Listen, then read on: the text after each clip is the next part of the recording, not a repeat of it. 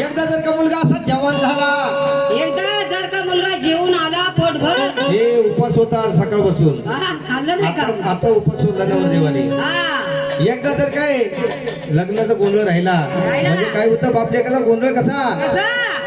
एकदा जर का मुलगा जवान झाला असं जेवण झालं. आपल्या नवरदेवासारखा, हो. तर ते आपल्या पंपाला काय म्हणतो, पंपा हवा मारून घ्या. हे तो काय सायकलचा हवा पाण्याचा पंप आहे का? आता तू म्हणला ना पंपा. पंपा नाही म्हणलं पप्पा, म्हणलं पप्पा. हा. आता बाई हे कलियुग आहे. कलियुग आहे. पूर्वीच्या जमान्यामध्ये पप्पाला आबा म्हणायचे, आबा म्हणायचे, तात्या म्हणायचे, दादा म्हणायचे, अण्णा म्हणायचे, हा. हे का नाही? आणि आता काय म्हणतात? आता म्हणतात पप्पा. पप्पा. आता पप्पाचा झाला दाढी, गाडी. आईला मिशी. आईला मिशी नाही रे बाबा. पप्पाला म्हणायचं डॅडी डॅडी. आणि आईला म्हणायचं मॉम. मॉम. आता इंग्लिश भाषा आली सगळी. आता सगळी इंग्लिश शाळेमध्ये टाकली लहान मुलं. इंग्लिश. या इंग्लिश शाळा, या इंग्लिश, बाबा इंग्लिश असलं. हा इंग्लिश मीडियम मध्ये टाकले.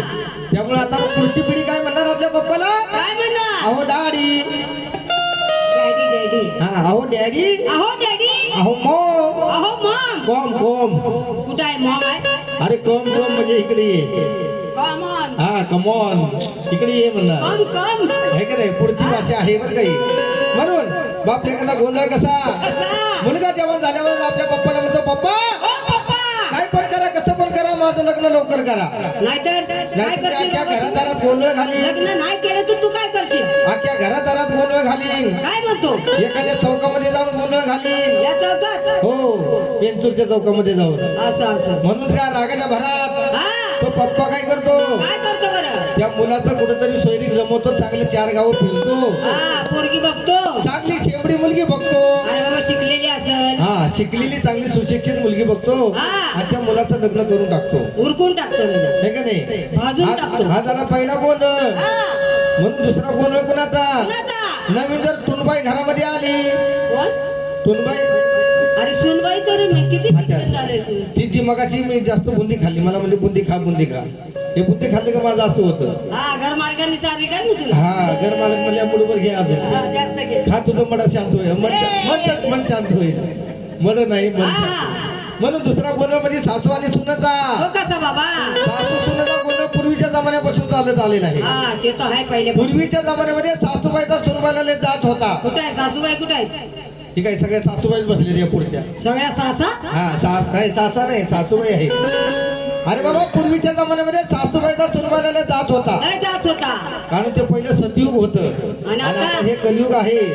पूर्वीच्या जमान्यामध्ये सासूबाईचा सुनबाईला जात नाही होता, हो हो. डोक्यावरचा पदर खाली येत नव्हता. येत नव्हता. आणि आता मग कोणाच्या डोक्यावरती पदर आहे का, ती आजी सोडली तर त्यांनी पिन लावली पदराला. कसं आहे जुनं ते सोनं. बाकीचं मग हे सतयुग आहे आणि इकडे सगळं समोर कलियुग आहे. त्या आजीच्या पण डोक्यावरती पदर आहे, कारण ते जुनं त्यांनी आहे. पिना लावल्या म्हणून ते पदर हे थांबलाय. सतयुग आहे ना, हे कलियुग आहे. हा. हे का नाही. म्हणून पूर्वीच्या जमान्यामध्ये डोक्यावरचा पदर खाली येत नव्हता, बरोबर आहे. पण आताचा पदर कोणाच्या डोक्यावर बसतच नाही. नाही बसत. टाचणी लावून पिना लावून ठेवायला लागतो, बाबा राहतो का नाही, तो पण खाली गळून पडतो. हा. मग नवरीच्या डोक्यावर पदर आहे का, मी बघा शिकवलं होतं नवरीताई डोक्यावर पदर घ्या घेतला होता पदर. त्यांनी. हा तो साधून गेला. घसरला. त्यांना म्हणा एखादा खेळा ठोका आणून मध्ये चिटकून राहील, पडणार नाही. अरे बाबा हा. यांची काही चूक नाही. पूर्वीच्या बायका नऊवारी साडी लावायच्या, अच्छा. नऊवारी साड्या तापून चुपून नेसायच्या, हा. त्याच्यामध्ये हातभर पदर जास्त उरायचा, बरोबर आहे. मग तो पदर डोक्यावरती बरोबर बसायचा. आता काय झालं, कलियुगात जसं कलियुग आलं तस तशी साडी कमी होत चालली. 9 वारीची 6 वारी झाली, आणि 6 वारीची 5.5 वारी झाली, 5.5 वारीची आता 5 वारी साडी झाली, म्हणजे 5 हातच साडी झाली. त्यामुळे डोक्यावरती पदर कोणाच्या बसतच नाही. बरोबर आहे. तरी पण कोण घेत नाही पदर, बघ आहे का, हा, हा. अजिबात कोण पदर घेत नाही तरी, कारण पदरच बसत नाही. काय करणार आहे? अहो आपण गेलो का हे ते कलियुग आहे, हा. आहे का नाही. म्हणून सासू सुनेचा गोंधळ कसा, कसा? पूर्वीच्या जमान्यामध्ये सासूबाईचा लय जात होता, नाही जात होता. डोक्यावरचा पदर खाली येत नव्हता. पण आता काय झालं, आता कलियुग आलं, कलियुगाचं उलट वारं फिरलं. सासूची जागा आता घेतली सुनबाईनं. सुनबाईनं. म्हणून हल्लीची सासूबाई आपल्या सुनबाईला लय घाबरते, हा. घाबरून घाबरून घराचा कोपरा सोडत नाही. मग सासूबाई कशी बसली गपचूप ऐकून घेते. आता उद्या काय काय बघते म्हणजे. हा सुनबाई पण आता ऐकून घेते. आपण गेलो कसं असं तिकडे बोलणं चालू झालं मग. हा. म्हणून काय सांगायचं, काय सांगायचं? अरे बाबा हा. पहिलं कलियुग होता, आता सतयुग आलं, सासूची जागा आता सुनबाईने घेतली. बाईने घेतली. मग हल्लीच्या सासूबाईची कामं काय, काय आहे? मुलांना ट्युशनला घेऊन जायचं, हा. लाद्या फोडायच्या. हा. लाद्या फोडायच्या. म्हणजे काय करतात, लाद्या फोडतात ना, लाद्या कसं काय फुटतील त्यांच्याकडून? मग काय करतात. भांडे वगैरे काय? माझी बायको लादी पुसताना रोज आवाज येतो, धाडा धाडा. मग ते आपल्यात असेल भांडे. भांडे आपण, अरे लादी आपटती का. अरे बाबा हा. आता त्या सासूबाईची कामं काय, काय आहे?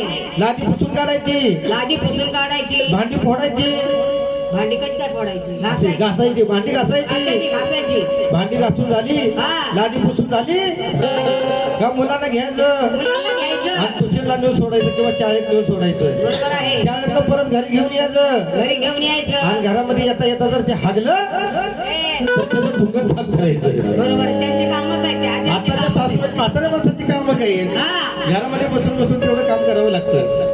म्हणून हल्ली ती सुनबाई आपली सासूबाई आपल्या शेता बाजाराला काय म्हणती, काय म्हणती? कधी माझी सुनबाई मुलांना घेऊन शाळेत जाती, नातवंडाला. नातवंडाला घेऊन शाळेत जाती, कधी शाळेत जाती? आणि कवा मी फ्रीज मधल्या 2-4 बाटल्या पिती. ए, बधीर.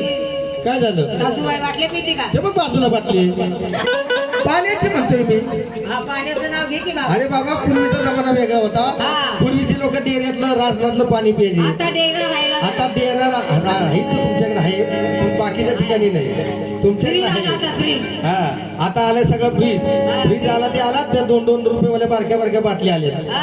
ते सगळं बॉक्सच्या बॉक्स आणून ठेवते. आला पाहुणा काढ बाटली, आला मित्र काढ बाटली.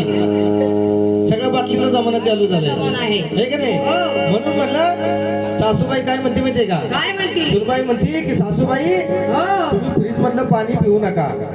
खोकला होईल तुम्हाला, सर्दी होईल. त्याच्या मागचं कारण काय, काय आहे? जर फ्रीज मधलं जर पाणी सासूबाई पेली गेली. आणि सासूबाई जर काय आजारी पडली आजारी पडली. तर घरातली कामं कोण करायचं मग. हा, म्हणून ती म्हणून पित सुनबाई नाही. सासूबाई तिला काळजी घेते.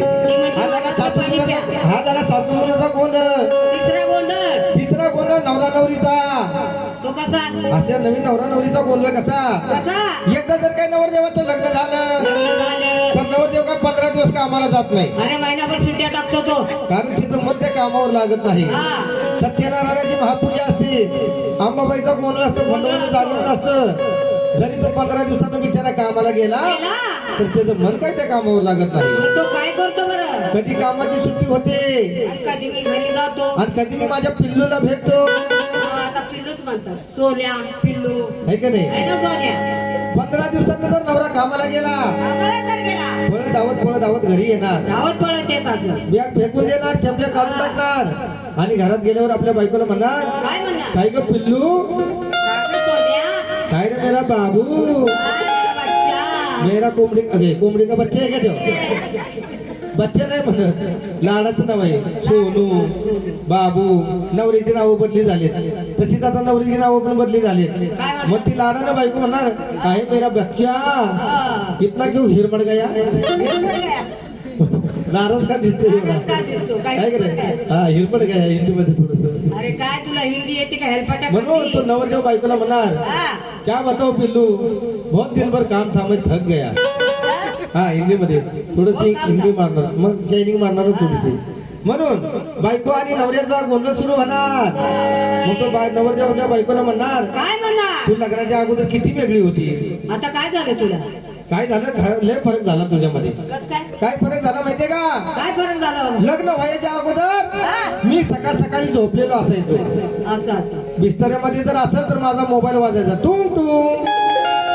सकाळ सकाळी तुझा गुड मॉर्निंगचा मेसेज यायचा. हा, येत असेल येत. दुपारी गुड आफ्टरनूनचा मेसेज असायचा. रात्री झोपायच्या अगोदर गुड नाईटचा मेसेज असायचा. मग आता येत नाही काय? अजिबात नाही बघ, विचारल्यावर देवाला. No message no chatting. जसं लग्न झाले तसं मेसेज पण झाले, चॅटिंग बी बोल. चॅटिंग पण बंद, व्हिडिओ कॉल पण बंद, सगळं बंद. हा. आता ऑफलाईन झाले दोघ जण. म्हणून हा झाला नवरा बायकोचा गोंधळ. चौथा गोंधळ कोणाचा, कुणाचा? माता म्हातारीचा गोंधळ. तो कस काय बोल? माता म्हातारीचा गोंधळ लय मोठा. हल्लीच्या जमान्यामध्ये म्हाताऱ्या माणसाचं कोण ऐकत नाही. हा. मग एखाद्या म्हाताऱ्याला येतो राग. म्हाताऱ्याला जर राग आला तर तो पळ धावत आपल्या देशी मेडिकल मध्ये जातो. जातो. एक बाटली ऐवजी 2 बाटल्या घेतो आणि काय करतो मग जाताना सरळ जातो, येताना येताना सापासारखा वाकडा तिकडा चालत वाकडा तिकडा येतो, होतो. जाताना स्वतःची चप्पल घालून जातो, आणि येताना ज्याची चांगली दिसत तिथून नाही घेऊन येतो. वाईट कळत नाही का त्याला अजिबात कळत नाही. आणि घरात आल्याबरोबर त्या म्हातारीचा गोंधळ सुरू होणार. मग शेजा पाजारीन काय म्हणायचं, येते लोरे भक्ताचा नेहमीचाच गोंधळ, रोजचा रोजच्याला गोंधळ. आणि पाचवा गोंधळ, कोणचा 5 वर्ष घाटाला माळ लावायची, अशी. तुमच्यासारखी शेंबडी बोलणी बोलवायचे. शिकलेले सगळे. हा, सगळे शिकलेले बोलणी बोलवायचे आणि त्यांच्याकडून असा अंबाबाईचा गोंधळ करून घ्यायचा. म्हणजे आपल्या घरातला गोंधळ असा दारामध्ये करायचा. असा अंबाबाईचा गोंधळ केल्यानंतर असा 5 प्रकारचा गोंधळ आपल्या घरात होत नाही. नाही. म्हणून असा अंबाबाईचा गोंधळ करायचा असतो. करावा लागतो. म्हणून या गोंधळासाठी तुळजापूरची अंबाबाई कशी आली